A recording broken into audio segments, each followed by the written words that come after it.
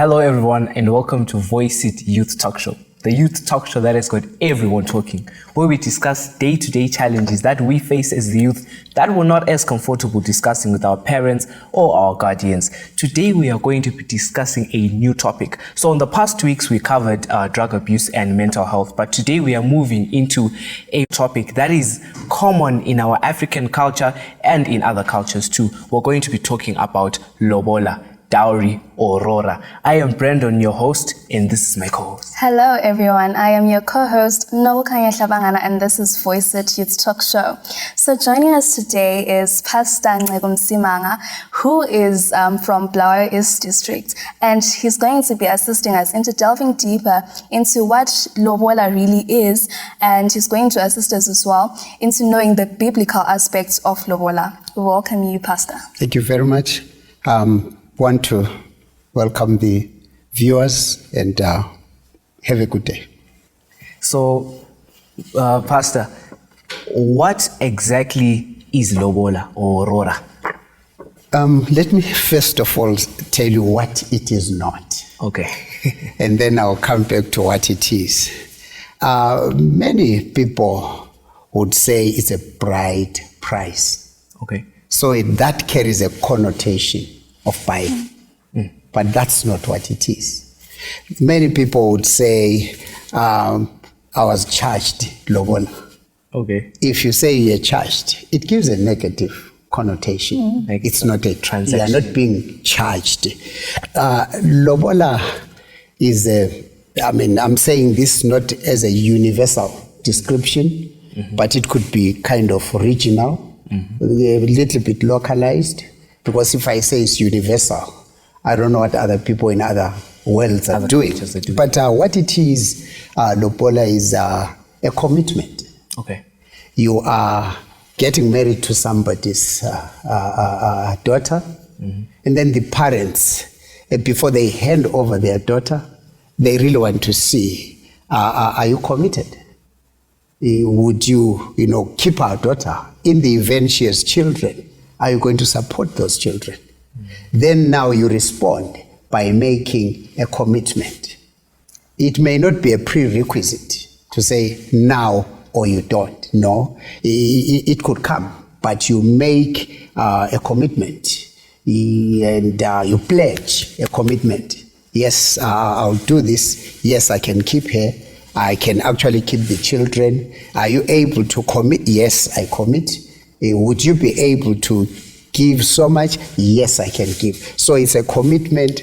If you try and maybe make somebody understand what it is to a modern mind, it was a form of contractual agreement. We didn't have contracts where we can reduce it into a writing and say this is no. So you kind of give a token. It's a token that shows your commitment. You are entering into this agreement and you are giving this commitment. Of course, there are so many distortions that we now suffer, in this area of Lobola. At times they get too excessive, too expensive, and at times, it's like really somebody wants to remove all the challenges that they have faced in life, and they think now this is going to be my solution. I heard one guy saying, yes. But yet really, I've lived over 60 years. Okay. I've not made it in life. Come meet a young person like yourself. You are coming for my daughter. Then I say, finally. And then I expect you to come. Remember, I said it's a token. It simply shows your commitment. And if you look at it positively, it's not like a one-off event to say, let me get it once and that's it. No, you get that little token. As your children are living, they'll give you support. They'll give you this and that. In place where I come from, they say, umkhwenyana ingoza. Okay. Meaning it's not a one-off event. You always get favors, you always get support. Yes, you are no longer calling it Lobola, but that love and friendliness, support, you always get. So there is no reason for you to say, I got him this time, I'll just, no, there's not that reason. So as I say, that what it is just a good traditional practice, simply parents checking whether are you men enough to keep this daughter? Are you really a hardworking man even to support your family? Basically, that's what it is. All these other distortions, possibly in the discussion, we'll talk about them. They've actually spoiled the whole thing. They've lost the meaning. It has been commercialized. That's not what it was, or that's not what it should be. Wow, interesting. Nokanya, what do you have to say? So how did it really come about? Where did this whole thing of the Lobola tradition start, and how has it evolved into what it was and what it is now in the modern world? We are a people that come from a background where our things were not recorded. Okay. So it would be very difficult for me to say in 1715, Lobola started. It would be very difficult. But it has come through the ages, whereby it actually qualifies that when one was setting up a home, you don't just imagine, say, I'm setting up a home. No, I've seen a beautiful girl, then I'll talk to my own parents, and then my parents will actually send somebody to go and ask for the bride. And then if they are not interested, you are not really a people whom they can give marriage to their daughter, they will simply say no. So parents will be involved. In other words, the bride cannot just stand up and say, oh, you're getting married to me, give me so much, or give my parents so much. No, there's a process. The men's side would approach the lady's side, they request, and then they agree and say, okay, for you to marry our daughter, would you be strong enough? Are you a people really that are worthy getting this daughter? Can you make a commitment? So then you make this commitment, and then so you can see parents being involved. The bride's parents are saying, okay, you give us so much, and then they would ask. Traditionally, it would be in form of cattle. Then later on, when money started coming in, then those cattle can be translated into money, and there would be a standard number of cattle. And not billions, not hundreds. It could be maybe 8, 6, depending. And also they would reflect if a girl has had a child before. Okay. Then they would say, okay, instead of maybe asking what a bride who hasn't had children, that one would have maybe about 8 cows. And then the one that has had children, they will say, okay, give us 4, give us 6. And as I said before, that it would not be a prerequisite and say, go look for it, and then no, and they would. And also, if no children, if the couple has no children, it would be worrisome to the parents of the bride, because it's not really, we are not concentrating on the daughter only. That's why I said, look, we're checking, are you strong enough to keep our daughter? In the event she has children, are you able to support them?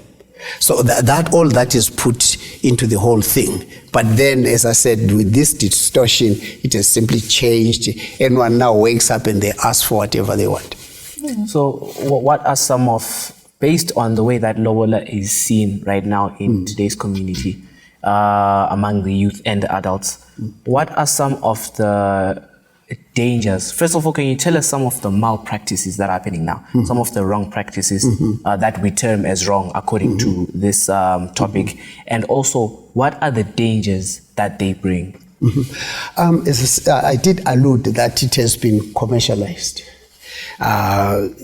Traditionally, they would have said just maybe cattle. You just have one thing to concentrate on, which is Lobola. But this time it is accompanied by so many things. Groceries. Yeah, groceries. You buy us clothes, a suit and a matching tie, a shirt, socks, and one other family, they were church going. They even charged for a Bible and a hymn book. all people now are using it as a chance to get all what we didn't have. By the time these children get married, they are like stripped to the last, and they have nothing to start off with. You may think you are really, showing that you love your daughter, but your daughter now goes into poverty. You get to a man who has been stripped of everything. To me, that's not fair. I wouldn't want to be rich at the expense of my daughter being poor. I wouldn't want. So in the aspect of it being negative, maybe on the groom side, umkhwenyana, umkhwasha, how about on the girl side? How has it affected the girls with the way that we as a youth today see Lobola? What are some of the dangers? How is it dangerous to the girl child with the way we have been practicing it, maybe? That's right. Now, your daughter is now moving to people who are kind of uncomfortable. I didn't want to say angry, but they're uncomfortable. Your father has become so rich because it's you. So you are coming to people who are now not really as friendly, because it was no longer a token. It was more of a fine. It was more of a charge. So really you are moving to people who are not. And also the young man who is getting married to this young girl feels your parents really. He has this anger, this animosity. If your parents really loved me or liked me, they wouldn't have done this. So you are meeting someone, the family is not really comfortable or angry. You are getting to this guy also who feels very poor. It's like now you have to kind of work to compensate what your parents get. Especially that. To me, I find it very unfair, very uncomfortable. I sympathize with young people who find themselves in this difficult thing. And what does she do? That's why many young people now, they will just walk away and do it out. And just do what they want, because things have been made too tough for them. On that note, how do financial constraints affect the ability of young couples to adhere to traditional Lobola customs? Let's talk about the economy. If you ask me right now to give you $1,000, well, the economy doesn't support that kind of thinking. I go and sell my cattle, each one will be about 200. How many do I sell to raise that? So financially, the situation doesn't favor young people at all. And also this spirit of being greedy, wanting it at all cost, it does also have a negative impact of young people. Then at the end of the day, the guys can't get married or can't come the right way. The girls now are confined. They can't go. So that's why now they end up really not liking the whole thing and even end up living without anyone's permission. Right. Thank you so much for watching. That was our introduction to the Lobola topic. This is a foundation that we have set. Stay tuned as we get into the legal aspect on our next segment, where we talk about the legal side of Lobola and how the laws and that we have to abide to when it comes to Lobola in our country. Thank you so much.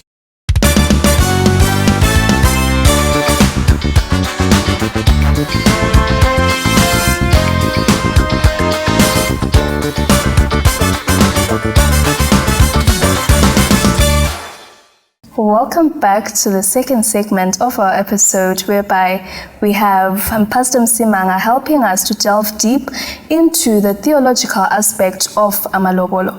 We welcome you back, Pastor. Thank you very much. So, I've got a youth here who says, long ago, fathers would assist. If I want to marry Nokai, my dad would help me pay the dowry. But these days, we're not seeing a lot of that happening. So the person is asking, Wuti, how has it affected us? Wuti, at some point we were being helped to pay. Now I've got 60K looking at me. Alone. Yeah, so. Possibly the blame is on you young people. Because you get up one day, you're already married. You didn't tell me, and I don't know. How do I assist you? So when we parted on the previous discussion, I did say that you work with your parents. You come to me, you tell me, and then I send some people to request. Then they are told what is wanted. They come back and they tell me as the father. Then I call you, Sonny. So much is wanted. Okay, if they want 8 cows, okay, let's give them 6 for now. And then the rest would go. It becomes our not problem, but it becomes our business, both of us. But if you're just going to do what you want, even if I want to help you, when do I help you? Okay. Yes, there are some parents who may say that's your business, but by and large, I wish our young people would not just run away with these half stories that they are getting. You're grown up, do whatever you want. No. Let's work together, and then things are going to be easy for you. True, thank you. So, I've got someone also who's asking here, who's saying, I'm a girl child. How is getting married to a young man who doesn't want to pay lobola affect me as a girl? Is it a problem if I don't have an issue with being married and taken by someone who is not willing or doesn't believe in paying? Let me not say in giving, in pledging the lobola or the dowry. The good thing about marriage and lobola, no one really holds you at gunpoint. The choice is yours. And also you would have discussed. If the guy clearly comes out and say, look, I'm not going to be part of it and I'm not going to give that. So the choice now becomes yours as a lady. Do you still want to proceed with that kind of a person? What do you think about it? Do you think it's something really that you want done? If that's what you really want done, so then you have nothing to do with it. You're not like held at ransom or at gunpoint to say, if you don't, we shoot you. So the choice becomes yours. And also the guy who would stand and say, I'll never do it. They should have known they're getting married to a family that will request for that. So you can't turn around now and be unreasonable and say, I don't want to. So all those things, they have to be considered. If you're not going to pay, find someone where someone will say, on our side, it's not a requirement. If you want to marry an English lady or a German lady, go ahead and do so. If you think those are not going to require. So, but we are saying, no, we ought to know, but no one is forcing anyone. Okay. We've got another question that says, how do elders and spiritual leaders contribute to the spiritual preparation and guidance of couples as they embark on their marital journey, particularly within the context of traditional culture? Spiritual leaders. Spiritual leaders, meaning on the church side or Christian side, will encourage purity. Okay. Just like even on the traditional side, it was something admirable for a girl to keep herself pure. So that when she goes to get married, she is still, call it a virgin if you want, she is still someone who has kept themselves. And also on the young men as well. It can't be somebody who has been everywhere and in everything. So both traditionally and on the Christian side, there is that kind of harmony where everyone is encouraged to do it the right way and follow the right procedures. Purity was a virtue, or is still a virtue to those that choose to. So I've got a very practical question. I fall in love with a girl and she happens to be of a family that is affluently higher than mine in terms of maybe class. Say she has maybe a master's degree in whatever, engineering or whatever, she has a high paying job. And then on my side, say I've got a humble job, a humble employment. So when I get to that family and they charge me in engineers, I don't say charge, okay, they require an engineer's contribution or commitment. In situations like that, do you think that it is fair for the family to, how far can the family interfere? Yeah, that's what I want to ask. To say, in as much as they want to safeguard the future for their child, but how far can they go doing that? When you go to buy shoes, you know the size of shoe that you buy. It doesn't help you. You are wearing size 2, you go and buy size 11. Yes, parents would really call for what is their expectation. You are getting married to this person of this caliber. Are you able to support her? Are you able to keep her? If we go back to that commitment and contractual, we are simply saying, so if they are going to ask for an engineer's size of Lobola, because that's what they are saying, are you going to really support this one? Surely, if that's beyond what you can, why go for the mountain if you have no means to The heart climb? wants what it wants. Yes. Love there's no money in it. No, because look, yes, there's no money in it, but face it now, when we are 2 of you. This young lady was used to a 5-course meal. And then now you're taking it to you're not even going to talk about course meal. No, Kanya is It's just laughing. one. Are you laughing from experience? This young man was used to go for holiday in Dubai. And then you can't even go to Matopo Hill, 10 kilometers out of the city. So it's that kind of a thing. This lady now says, okay, we are going shopping. She is used to shop in London. And then you take her to Kotama. You know, Kotama is a flea market. You know, so it's all those things that when you are up in love, you think no, love will just cover everything. Wait until you go for practicals. She's used to driving. And then you are now going saying, we are going to walk. All those things, they will follow you. They will catch up with you. So basically, when you are looking, you should look for someone of the same standard as you. Actually, in Shona, there's a statement that people use. Anzitana zauno shikira. Kana ozifigela. You're only going to pick those that are within your reach. It seemed as if they were maybe making fun of the other people. But when you actually think about it from what the pastor is saying, love isn't going to cover really, it all. Reality has to cover it all. Okay, a youth from Southworld is asking, what role does spirituality play in the negotiation and payment of Lobola?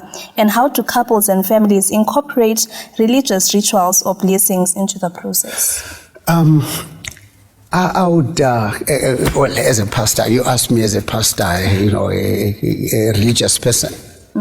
I would appeal for my young people not to be subjected to greediness. I have a church member whose daughter is getting married, and they are asking for an arm and a leg. I would negotiate, I would even plead and say, please, can you be reasonable? Can't you really lower it down? Because surely, how does it help for a parent to block marriage of their daughter because they want to be rich overnight? I would really encourage and say, yes, it's a token, it's a good culture, but let it be still as reasonable as it was intended. Culturally, it was never meant to be a jackpot where you really want to hit a gold mine. It was never. So I would still appeal and say, look, for our young people to have a future, let's be fair. I've seen a lot of people posting saying if you get ungalobola ukarora without Cerevita, if there's no Cerevita or Proton in the grocery, you've not been yes, you've not the ceremony was not proper. Now my question was, there's a very interesting point that you mentioned in the previous. Let me touch the Servita part before you bring that question. You know, even check from those cultures where now groceries are the main thing. It's a new thing. It was never. Because if we talk particularly as us Zimbabweans, the visitors were the one that were fed. There was no situation where visitors are coming and you tell them, bring us some food. No, our visitors are coming, we slaughter a cow, we prepare this, we really spoil them. It's just new that now visitors are coming, But we now demand. we're writing a list. They actually write a list and they give you, they want and you're like, how? websites. Like, I've never eaten Cerevita in my life. But I should get it for you. To me, it's a distortion. I want to see somebody who says their great-grandfather demanded food from visitors who were coming. I would like to see them. A lot of girls have actually been subject to this, whereby there's a lot of guys, I've heard a lot of guys say something like, if I pay maybe 6,000 for you, I'm not touching the dishes and I'm not cleaning. Like, it's now become a thing whereby the girl has to work to actually cover That money. yeah, it's That now exactly. She becomes a victim of what of the greediness of the parents. Exactly. Then she now becomes a victim of this young man who claimed to love her. Now she is wanting to turn her into a slave. She didn't ask her parents to do that. So if you really love your wife, and don't tell me Africans, you know, they their ladies labor as slaves. No, it's not true. An African man would have a six-pack, not because he goes to the gym, but he works and fends for the family. True. He would go and hunt for a kudu, not with a gun, but with a knob carrying the spear, and go carrying it. But how about in today's society? What are some of the duties of a man? I mean, we're no longer hunting and everything. In the But so what's let the men provide. Let the men work hard and provide. So even if the lady is working, we're not saying the lady should not work. No, but no. Even if she's working, let the men work harder. Yes, yes, because that's what we are there for. Of course, the ladies, they spoil it for themselves. When they now get up and say, Tayenza now, we are now the same. Wait a minute. Let the husband fend for you. Let him be a provider. True. Yeah, let's work as a team. Because we want to share these responsibilities, not from a demand point of view, but from a mutual. We love one another when we work together. Thank you so much for watching. Can you please continue to send through your questions? Don't stop sending through your questions. When we have the pastor here with us, he's going to be able to answer all your questions. Keep sending them through and catch us on our next episode.